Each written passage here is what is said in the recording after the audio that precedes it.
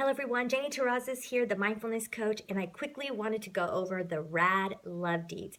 These are really healthy relationship habits that people should consider instilling into their partnership. It's not only gonna feed the friendship and really keep it and nurture it, but it's also going to nurture the passion. And you can't expect to be with somebody for the long haul without putting in a little bit of work. So this is a very easy way for you guys to make each other feel rad. Respect, appreciate, and desire one another on a pretty consistent basis. And if you do that, you have higher chances of really staying together in a very happy, healthy way. Honor your word. We'll start with respect. Honor your word. You want to have integrity with your word. You want to be honest with your partner. You want to keep your commitment. So if it's something small to something big, you really want your words and your actions to be aligning pretty consistently. And that's a way that you're going to keep that respect. Respect has a lot to do with how you maintain your trust too. They do go hand in hand with one another. Next up, support your partner. So this is if your partner has ideas, dreams, aspirations, you want to give them words that are encouraging. You want them to feel like you believe in them. You want to be their number one fan and their number one cheerleader. This is really about what this is common sense. This is what a best friend would do for a friend. So be free also with your words and telling them how proud you are of them and of their accomplishments. And it doesn't even have to be anything really big, you know. Maybe somebody who is struggling with a bad habit, they're starting to make some progress. For you to be able to recognize that and say, hey, I'm really proud of you. I've noticed that, you know, you haven't been so impulsive lately. So just, you know, be kind. Oh, and speaking of be kind, speak kindly to one another. Now, I know sometimes when you are in conflict with your partner, it's really easy to like hit below the belt and say and do some really mean things.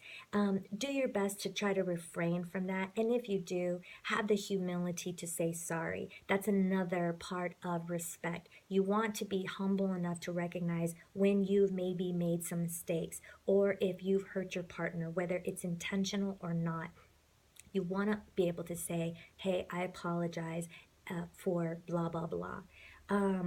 Also, you want to listen with compassionate ears. Google compassionate listening. There, you'll find this beautiful Buddhist who speaks on this. And what you want to do is when your partner is wanting to speak to you about something maybe that's bothering them, even if it's something that maybe you're doing, you want to listen for their pain. You want to try to empathize with the person. You may not see exactly the same way they do or think and or feel exactly the way they do, but at the end of the day, this is your partner. And if something mentally or emotionally is weighing on them, you should really make the effort to sit and listen. The thing is, you want to learn how to safely communicate your wants, needs, and desires. You don't want to come from a place of blame and shame. You want to come from a place of observation and reflection. This is how you'll grow. So again, listen, show your support, speak kindly, have integrity, and don't be so stubborn with the sorries. Then we have appreciation. Saying thank you. Oh gosh, say thank you for even the littlest of things. Like don't ever let appreciation fall to the wayside. You know, thank you for washing the dishes. Thank you for taking such good care of our kids. You know, thank you for being there for me when I really, really need you. It doesn't really matter what it is. Thank you for taking out the trash. Love languages. This is another way that you're going to be able to really feel like that you appreciate each other. You may not speak the same love languages, but you really need to pay attention to what your partner's love languages are. And even if you have to set a note or reminder on your phone to especially if one of their love languages is one that is like you stepping out of your comfort zone. If you really care and love another individual, we have to learn how to love them in a way that really resonates with them and really like hits them here, you know?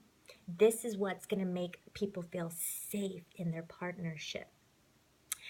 Focus on the positives. Now, it's really easy, especially if you've been with each other for a long time, to just focus on the negative. And when you start doing that and you do it long enough, you literally become blind to anything good in the relationship. And this is when you can start sabotaging things.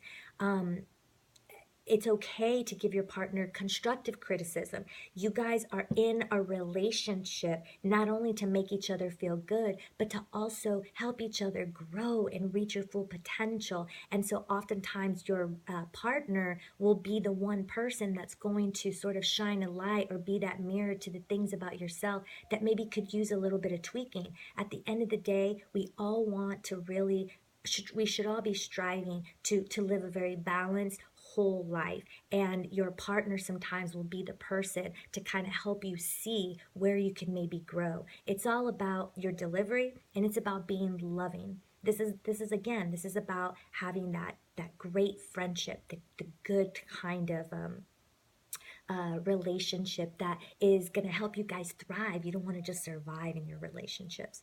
So what's the point of being in one, right? Anyway, desire. You want to compliment and also touch. These two things alone will help keep the desire going.